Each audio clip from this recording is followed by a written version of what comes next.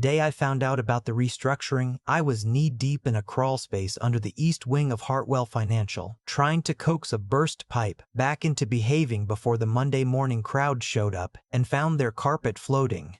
I wasn't supposed to know what was happening 2 floors above me. Nobody in facilities ever was. That's the thing about working in the walls of a building. You hear everything and get told nothing. The executives move fast on the carpeted floors. The rest of us move around them on the concrete ones. I had been at Hartwell 11 years. Started at 23 fresh out of a Red Seal plumbing apprenticeship in Hamilton. Moved to Toronto when the jobs got better and eventually landed here maintaining a 12-story office tower in the financial district. Boilers, cooling systems, generators. The elevator shaft sensors that started wheezing every October like an old man with a cold. Whatever the building needed, I handled it. Her name was Katherine Broome. She was the chief operating officer, and she had been brought in 18 months earlier to fix what the board called a structural inefficiency problem, and what the rest of us called cutting everything that wasn't bolted to a mahogany desk.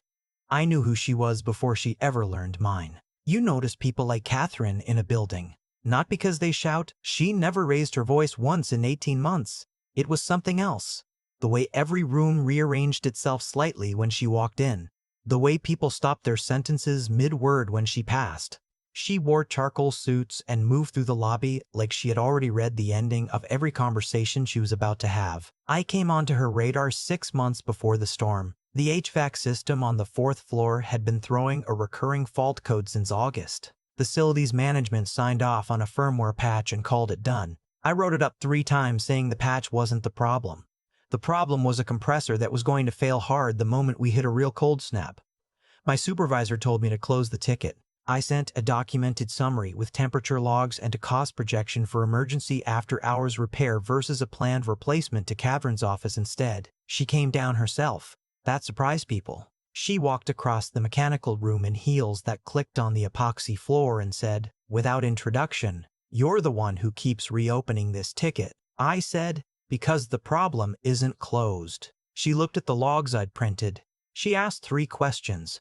They were the right 3 questions. She approved the repair the same afternoon and sent a note to my director that future escalations shouldn't require maintenance staff to go over 2 levels of management before someone listened. After that, she used my name in the hallway. Not the maintenance guy or facilities. She said, "Liam." Like that. I was home in Scarborough that Thursday evening when everything changed. My daughter Maisie was 7 and in the middle of an extremely serious argument with me about whether the broccoli on her plate counted as food or as decoration. "It's both," she said. "It's supper," I said. "It's green. That's how you know it's working." She stared at me with the full moral weight of a 7-year-old who has been wronged by a vegetable. Outside, the freezing rain had started doing what freezing rain in Toronto does in November, which is turn the entire city into a liability waiver. The deck was already glazed. The driveway looked like a skating rink. The news ticker on my phone had been cycling through collision alerts on the 401 and the Gardner for the past hour. My phone rang from a number I recognized only because it had called once from the executive floor 6 months back about a permit question. I answered. "This is Liam." A pause. "Wind static, Mr. Kehoe. It's Katherine Broome." I looked at the clock on the stove. I looked at Maisie, who had frozen with a piece of broccoli suspended on her fork like she was waiting for a signal. Yes, I apologize for calling at this hour. She didn't apologize for things easily. That told me something. My car went into a ditch off Kingston Road east of Scarborough. I'm on a side road. My driver is at a family emergency. Roadside assistance is estimating 3 hours minimum. I was already standing up. "Are you warm?" A short pause. "Less so than an hour ago." "Don't run the engine if it's not already running. Send me your location. Stay in the car unless you see smoke or smell exhaust inside. The engine isn't running. Then don't try it. Text me the PIN." Another pause, long enough that I heard the pride in it. She hated making this call. She had made it anyway. "I remembered you mentioned living east of the city," from the compressor conversation. "Text me the PIN," I said again, but less like an order that time. Maisie slid off her chair. "Daddy, where are you going?" I covered the phone. I have to help someone who's stuck in the ice. Can I come? No, you're going next door to Mrs. Ferreira's. For how long? Not long. Maisie looked at me with the expression she had inherited directly from her mother, the one that meant she didn't believe me but was choosing to let it go. I called Mrs. Ferreira, who came over in her housecoat and slippers carrying a knitting bag, which suggested she had been waiting for exactly this kind of emergency. I kissed the top of Maisie's head, pulled on my jacket, and went out. The roads were bad in the specific way Toronto. November roads get bad. Not dramatic, not postcard pretty, just hostile and underlit. Freezing rain on black asphalt with the streetlights turning everything orange and unreliable. I took the side streets where the ice hadn't fully set yet and kept my speed below what felt sensible. I found her car 40 minutes later, a dark gray Lexus with the passenger side wheel in the shallow ditch, hazards blinking weakly, already wearing a thin shell of ice on the roof. Katherine opened the door before I reached it. She was dressed for a board dinner, not a breakdown on Kingston Road. Dark blazer, dress pants, shoes that had no business being anywhere near freezing rain. Her coat was open. Her hands were in her pockets in a way that told me they'd been there for a while and weren't warm. Come on, I said. Bring your bag. I can wait with the vehicle until the tow arrives. You can't. She looked at me for a moment. Then the freezing rain made a sound on the pavement between us like a decision, and she stepped out. I got her into the passenger seat of my truck, turned the heat on full, and pointed the vents at her. She held her hands near them without rubbing them together. Like warming up had rules. Thank you, she said. Don't yet. The 401's closed between Morningside and Meadowvale. There's a hotel at Markham Road, but the news says the power's out east of Birchmount. She was quiet for a moment. What would you suggest? I looked through the windshield at the orange-black blur of the road ahead. My house is 8 minutes from here in normal conditions. Tonight, maybe 25. It has heat and a generator, and my daughter and approximately 40% of her broccoli dinner still on the stove. She turned her head slightly. Your daughter, Maisie. She's 7. I don't want to impose. This isn't a dinner invitation. It's a weather plan. That got the smallest reaction. Not quite a smile. She looked back at her car disappearing behind us in the sleet. All right, she said. The drive took nearly 40 minutes. She didn't make small talk, which I respected. She made 2 phone calls, both short. One to report the car. One to someone named Philip, telling him not to finalize the severance documentation before she'd reviewed it again. Her voice stayed level, but I heard the weight under it. When we pulled into my driveway, the porch light was on. Maisie had taped a paper turkey to the front window because it was 2 weeks before Thanksgiving. Canadian Thanksgiving having already passed, but Maisie seeing no reason to limit turkey season. The recycling bin I'd left out was tipped sideways on the walkway. One of her rubber boots sat on the porch railing for a reason I had stopped asking about. Inside, the house smelled like the broccoli pasta I'd abandoned. The crayon smell that had taken up permanent residence in the living room walls, and something faintly like the cedar blocks Mrs. Ferreira burned in her apartment that must have followed her over. Mrs. Ferreira rose from the couch. Maisie was asleep on the armchair with her mouth open and one sock missing, which was her standard configuration for any time after 8 o'clock. Katherine stepped through the door and stalked.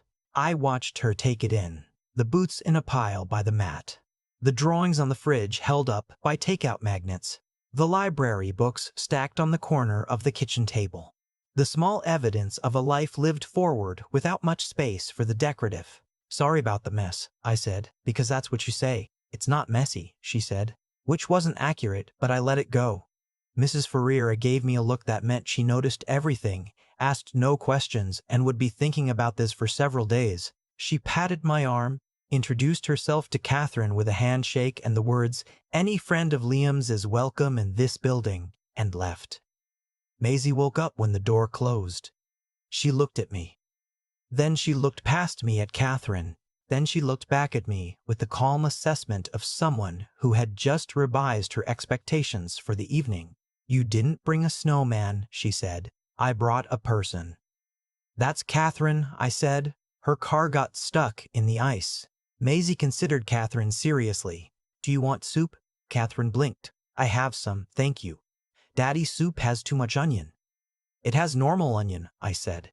It has some normal onion. She turned to Katherine. You'll find one and you won't be ready. Katherine looked into the pot I'd left on the stove with what I can only describe as professional assessment. I'll prepare myself. Maisie looked at me with an expression that said she had decided to trust this person, at least provisionally. I reheated the soup. Katherine sat at the kitchen table like someone who had been given a seat in a country that hadn't issued her a map yet. Her phone buzzed every 40 seconds.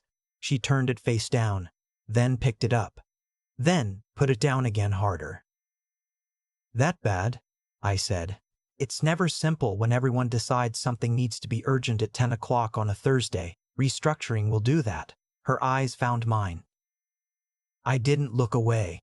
It was already in the room between us, bigger than the table, and pretending otherwise wouldn't have made either of us feel better about it. She folded her hands. The first phase was approved this afternoon. I heard. I assumed you would have. I set a bowl in front of her.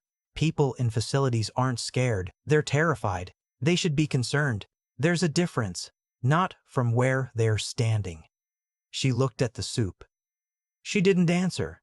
Maisie came in from the living room dragging her blanket. She stopped next to Katherine's chair and looked at her the way children look at things they're trying to measure. Why are you quiet? Maisie asked. I'm thinking. About what? Work. Maisie made the face she made when I told her to eat the broccoli. You should think about something else. Daddy thinks about work all the time and it makes him forget where he puts his coffee. Katherine looked at her for a moment. Something in her face shifted by about half a degree.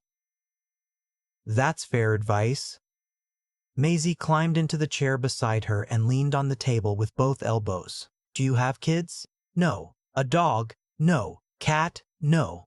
We don't have one either, but I'm working on it, Maisie said. Daddy says our schedule isn't right for a pet. I told him our schedule isn't right because there's no pet.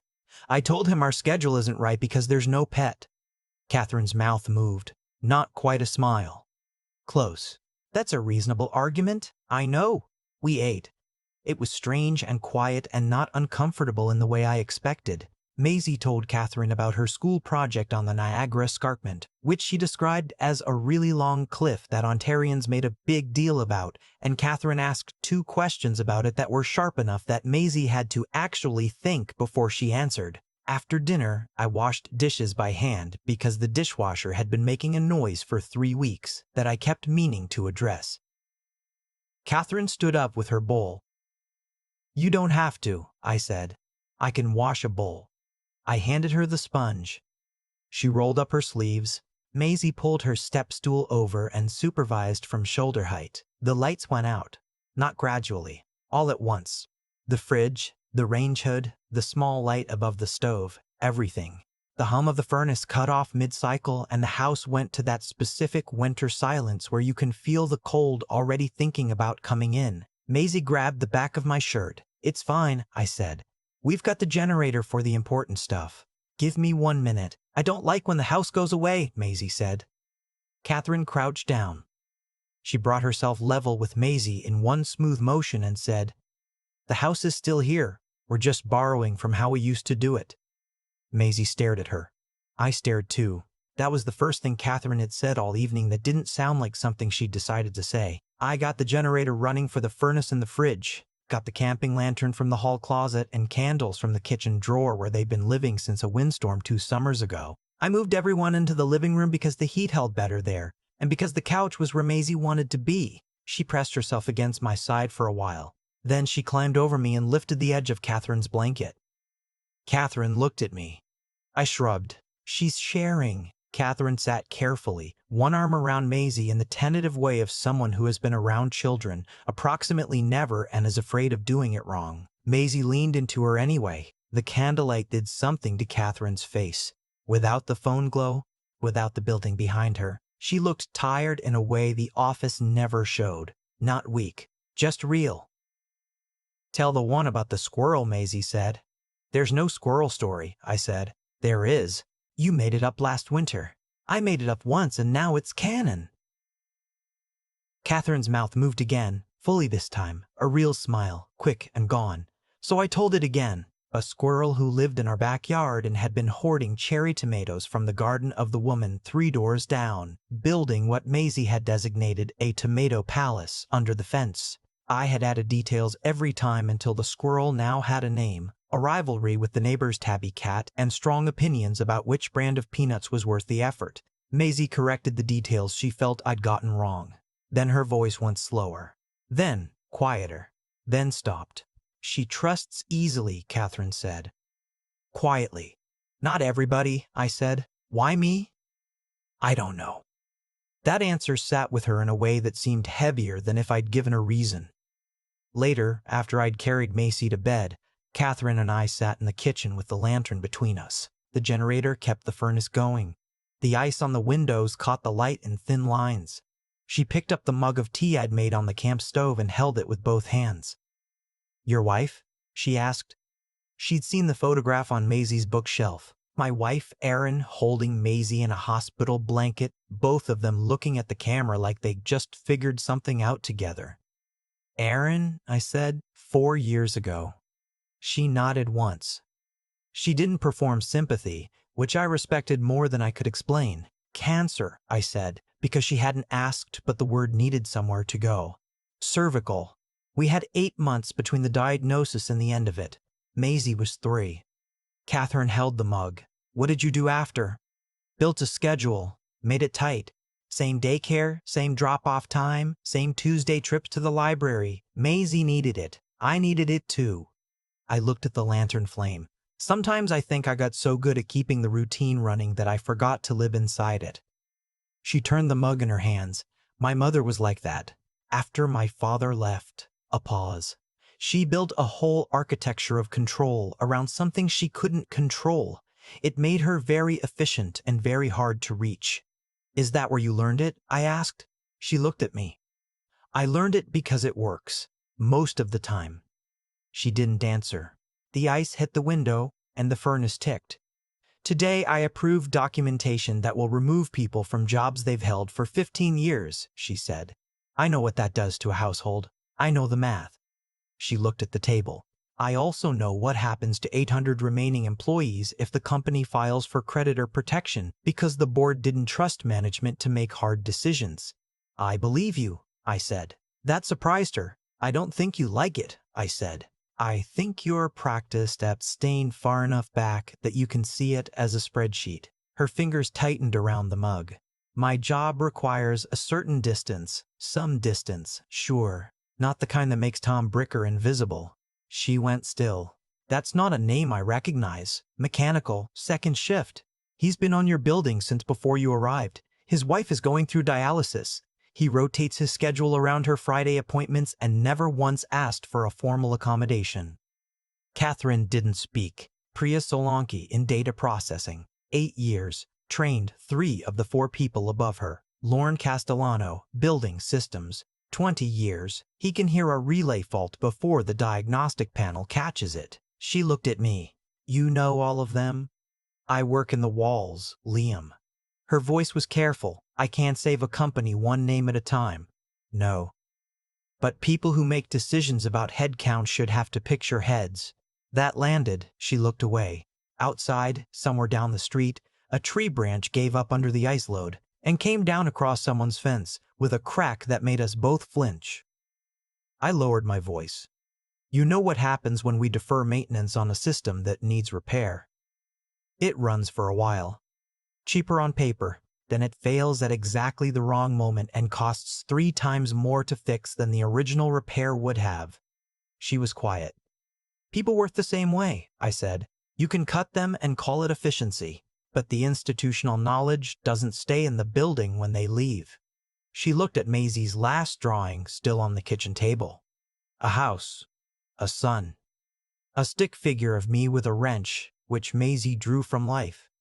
I know, Katherine said, and she said it like she meant it, which was different from how she usually agreed with things. The power came back at 2 in the morning. The fridge hummed. The furnace caught.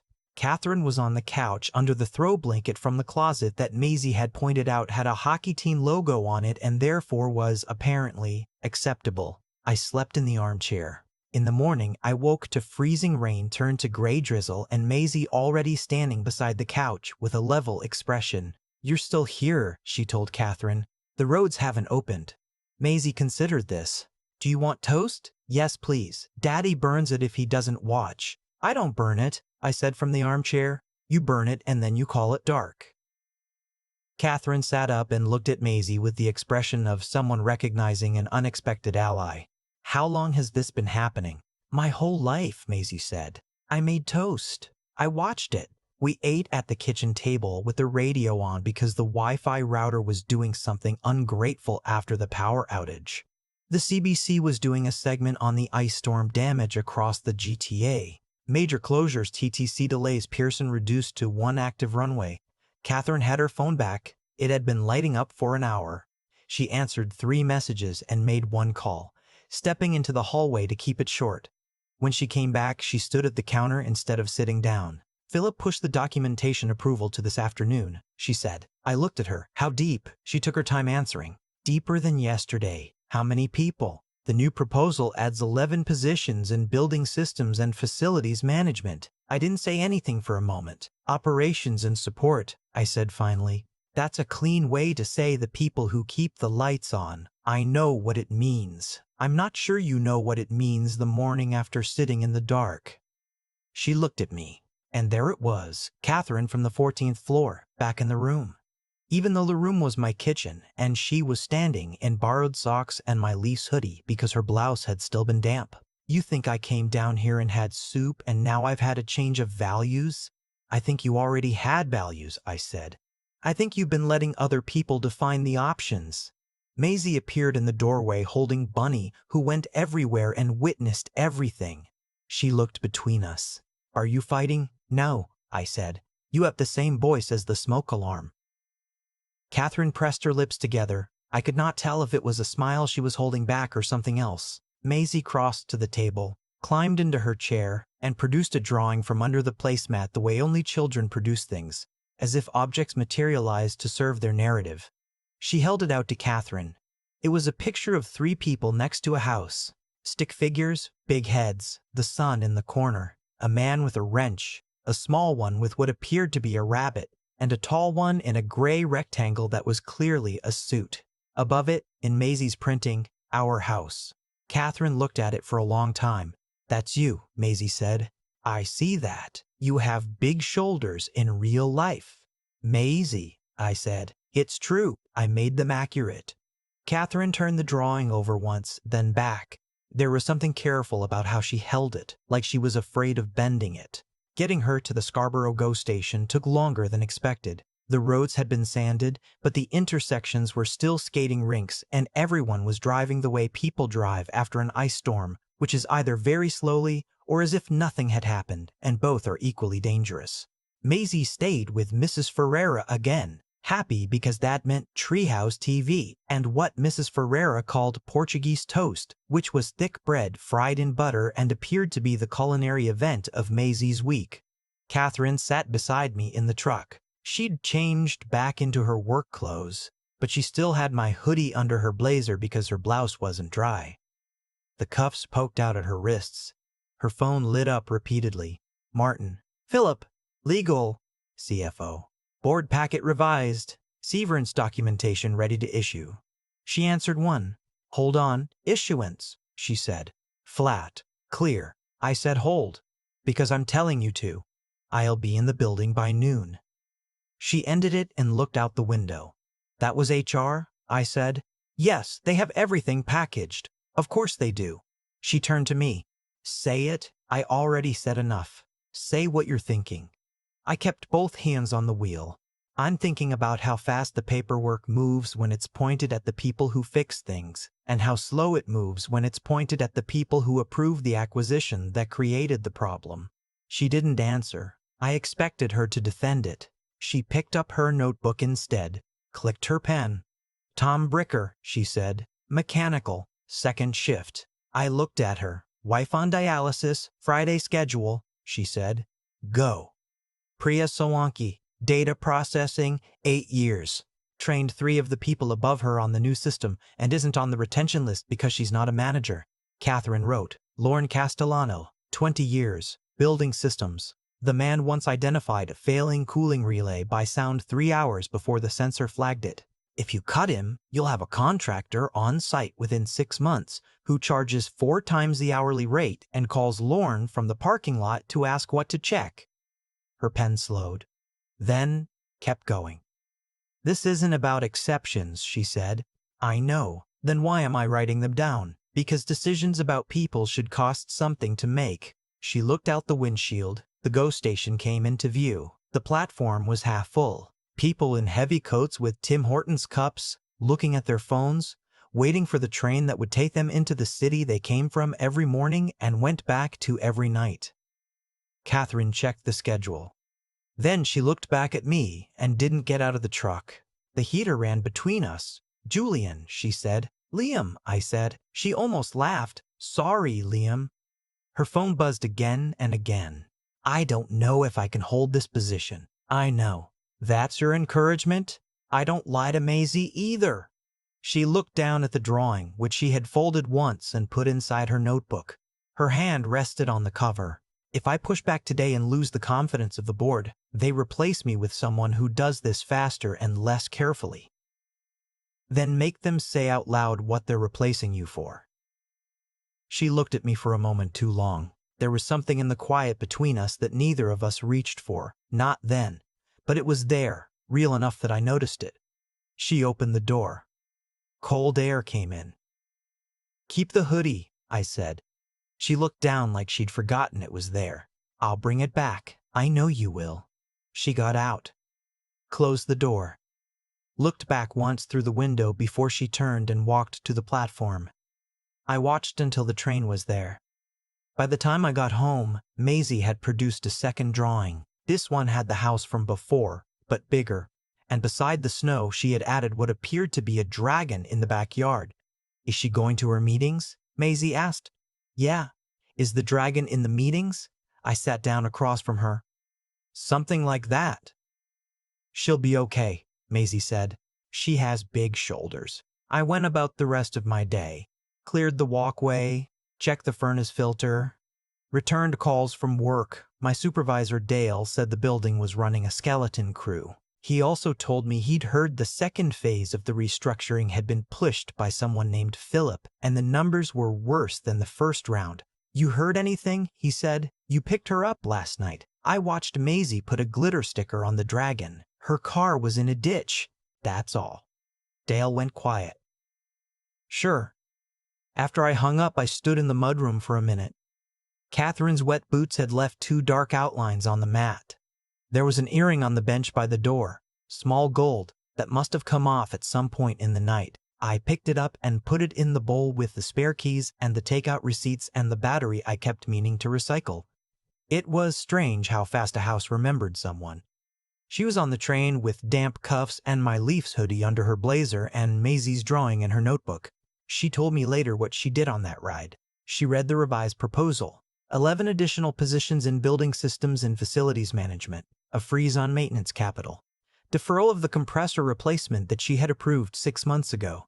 She read the phrase operational streamlining and thought about Maisie asking what a dragon was for. Then she started crossing things out, not emotionally, not with a speech in her head. Katherine didn't work that way. She built numbers. First, executive compensation review, real reductions, not symbolic. 15% salary deferral for senior leadership for 12 months. Incentive bonuses suspended until debt covenants are stabilized, including herself. Second, renegotiate 3 vendor contracts that were due for renewal. 2 suppliers would rather extend terms than lose the relationship during a credit cycle. Third, the proposed executive suite renovation on the 12th floor. Cancel it entirely. That wasn't sentiment. That was straightforward. You don't resurface a boardroom while telling a 20-year technician his position isn't viable. Fourth, the Midtown Administrative Satellite Office. Consolidate it. Move those staff to the main building where there was underused square footage and good transit access. Operating cost reduction without a single layoff. Fifth, internal retraining and lateral transfer. Building systems was being cut, while the data infrastructure team had 3 open roles they couldn't fill because they kept recruiting from outside for skills that already existed in the building in different job titles. 6. Attrition and voluntary schedule reduction. Nobody had run the numbers on what natural turnover and a voluntary reduced hours offer could cover, because nobody had asked for reversion where the executives absorbed pain first. By the time the train reached Union, she had a working alternative. By the time a car got her to the building, she had called Philip and told him to pull every retention cost model from the last 4 years. He said the board packet was finalized. She said, unfinalize it. She went home first to change. Her condo was on the 31st floor of a building near Distillery District, the kind of place with a concierge and floors that didn't creak and nothing in the kitchen that smelled like anything. She stepped inside and stood there for a moment in the lobby of her own apartment. No one. No background noise. Not the furnace. Not the CBC from the radio on the counter. Not a child explaining the structural requirements of a successful snow castle. Just climate control and the ambient hum of a building that had been designed to ask nothing of the people in it. She changed into her black suit. Then she opened her closet. My hoodie came off with the blazer. She held it for a moment. It was too big and had a Maple Leafs logo and probably smelled like the cedar blocks from Mrs. Ferreira's and the candles from the power outage. She hung it at the end of the closet between the dry-cleaned blazers. Then she put Maisie's drawing in her leather folder, walked out the door, and went back into the city with a plan. At 12:40, I was making Maisie a grilled cheese when my phone buzzed. A message from Katherine. No greeting. What was the deferred repair on the 4th floor? The original compressor ticket. I typed back, submitted August, denied in September, resubmitted twice, escalated to your office in October. Approval came the same week you came down. 3 dots appeared. Installer name, Castellano and Bricker. Both of them. Took a Saturday. A pause. Then, thank you. I looked at those 2 words longer than made sense. Maisie leaned over my arm. Is that Katherine? Yeah. What did she say? I watched the grilled cheese for a moment. Thank you. You should say you're welcome, Maisie said.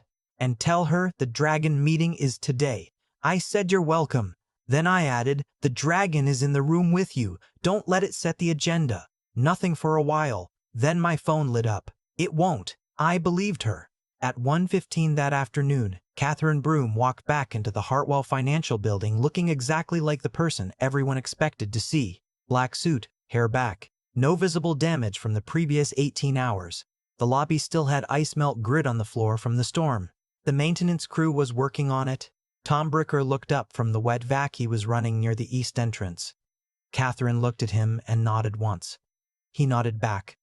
She went upstairs. The boardroom was too warm. That was the first thing she noticed. Too warm and too bright, with 6 faces around the table that had varying degrees of patience left for the conversation ahead. Philip sat near the door with his tablet and the expression of someone who had aged since breakfast.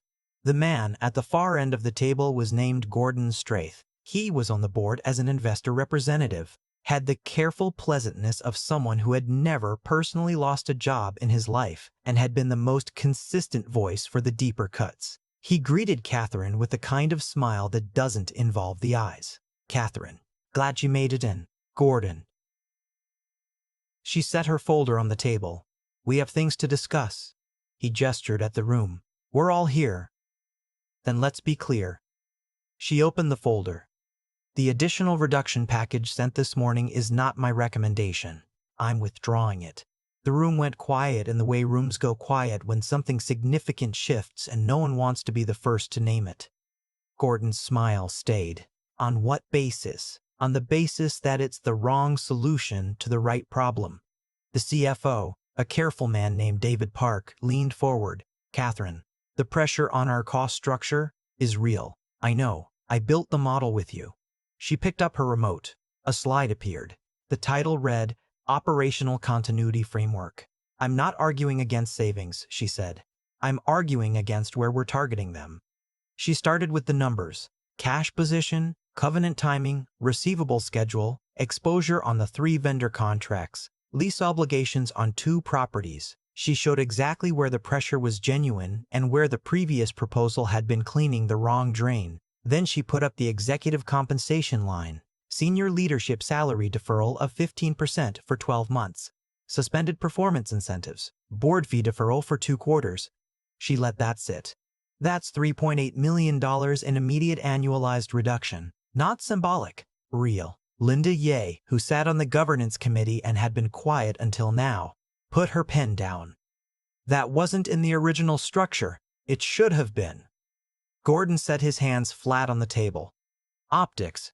$3.8 million is not an optic.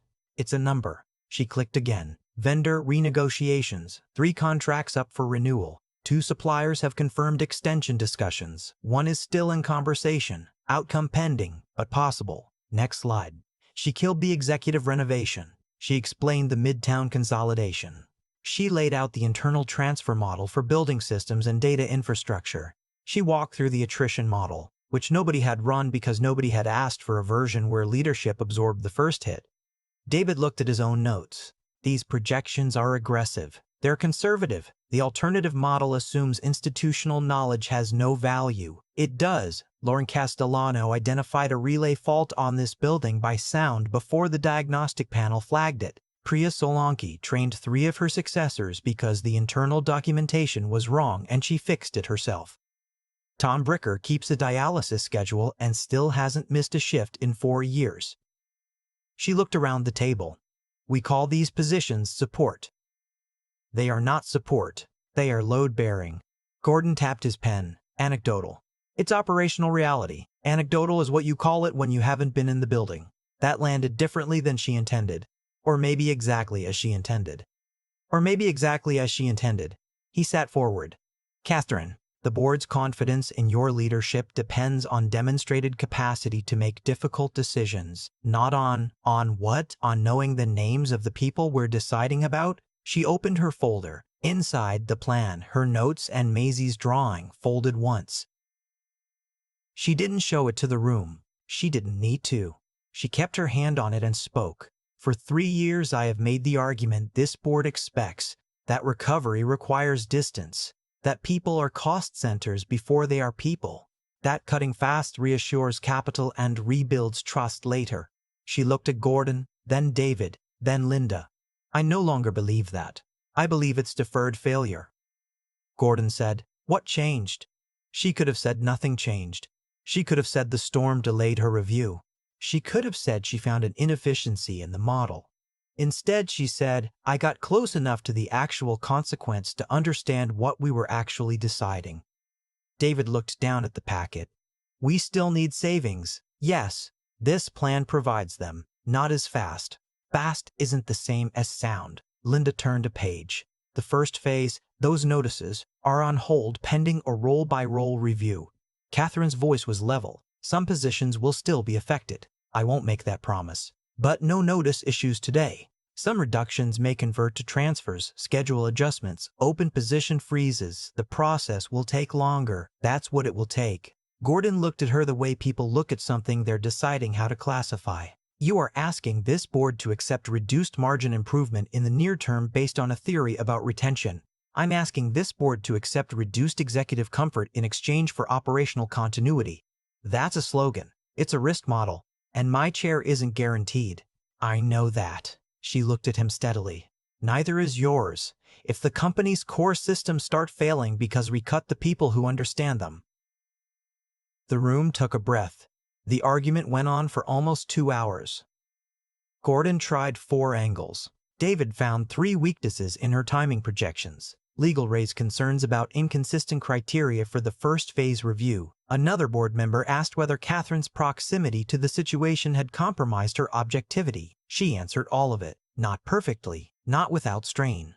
But she knew the building better than Gordon did. She knew the contracts, the backlogs, the vendor relationships, the departments that were struggling because they were underfunded versus the ones that were struggling because they were mismanaged. She knew where money was being lost and where it was hiding. When the vote came, Gordon moved to reject her revision and proceed with the original plan. Linda moved to adopt the management recommendation with a 48-hour finance validation and an immediate hold on issuance. David Park sat for a moment when his name was called. He looked older than he had at 9 o'clock that morning. Then he said, "Finance can validate within 48 hours. The motion passed. Gordon closed his folder slowly. You've bought yourself 2 days. Katherine looked at him. I bought the company 2 days to do this right. She stepped out of the boardroom and stood in the hallway.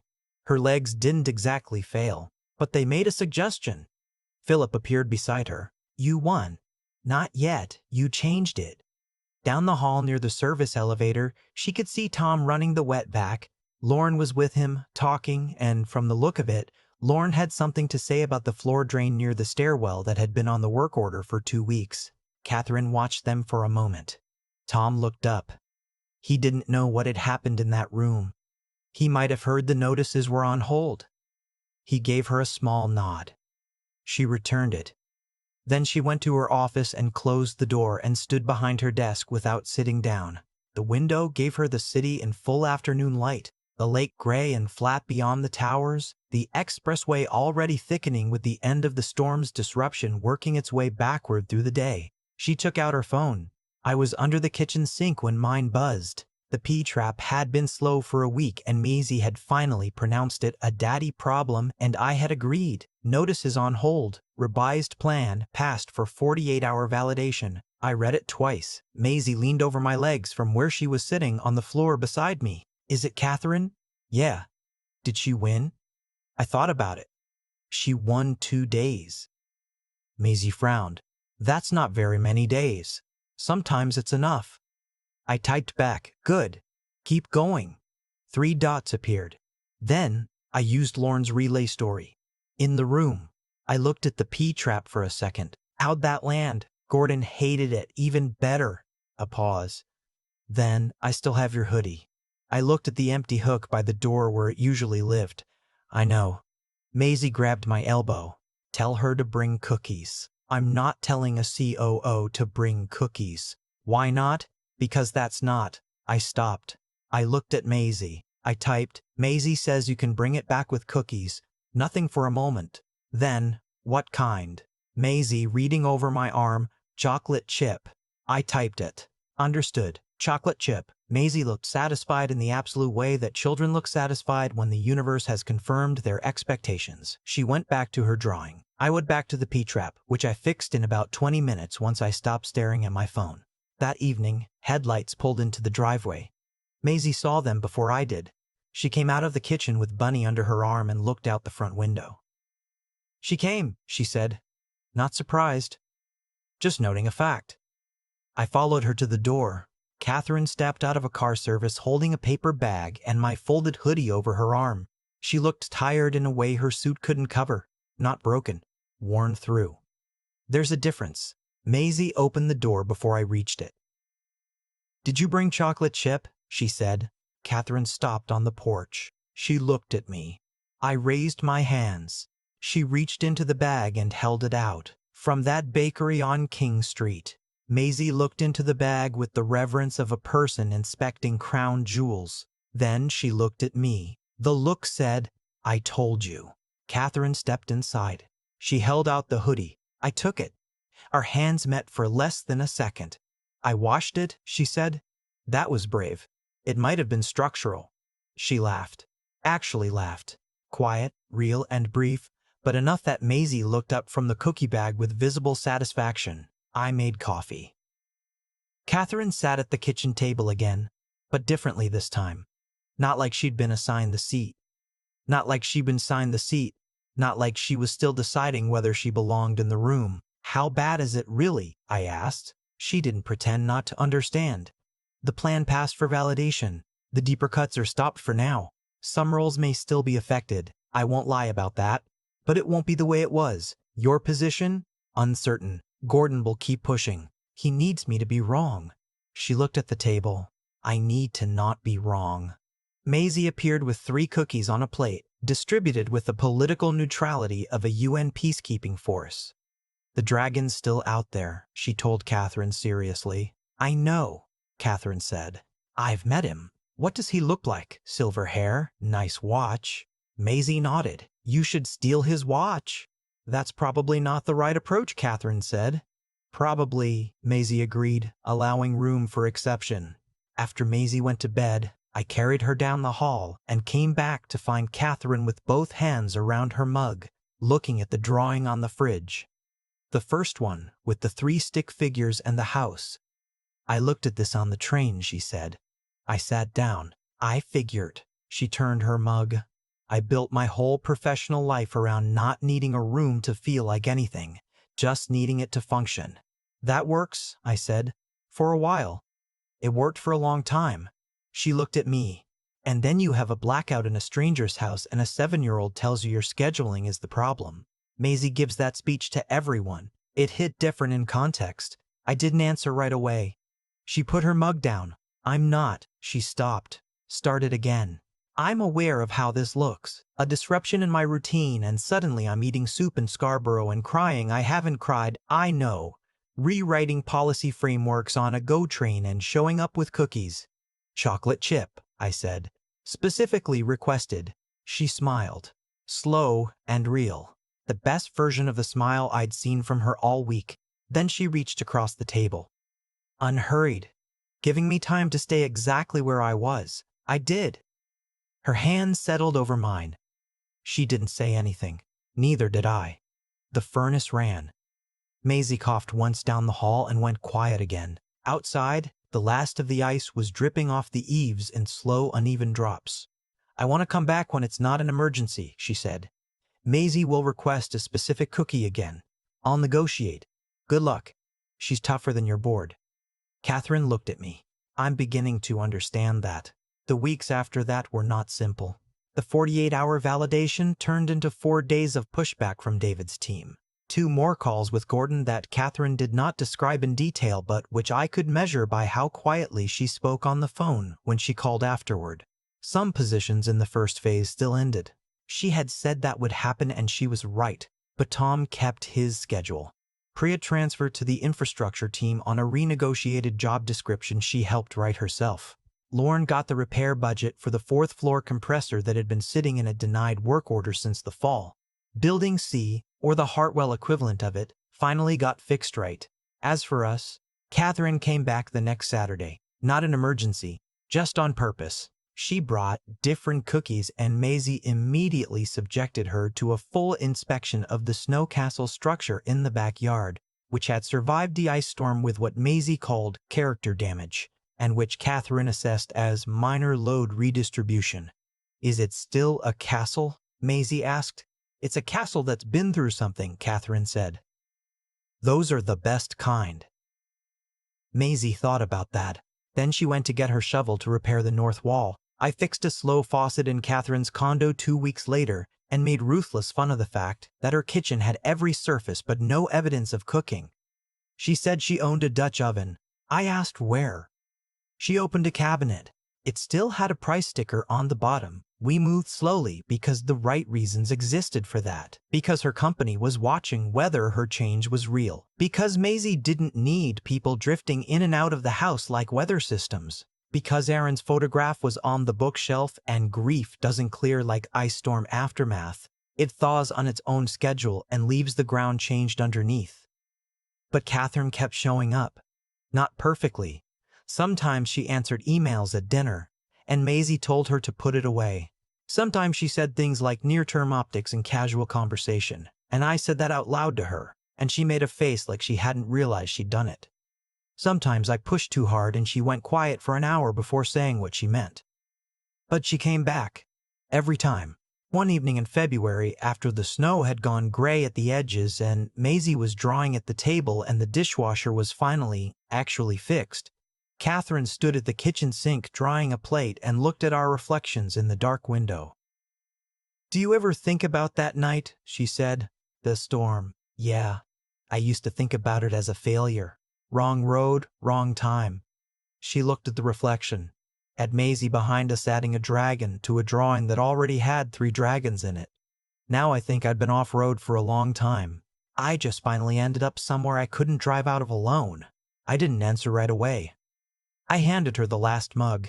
She dried it and set it on the rack.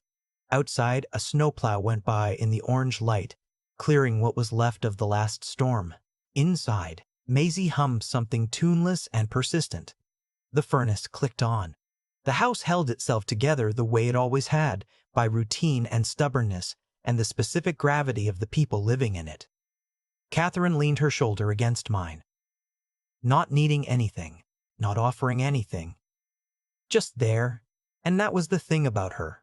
The thing I hadn't expected when I drove out to Kingston Road in freezing rain to find a car in a ditch and a woman too proud to ask for help from anyone but still smart enough to make the call. She had shown up.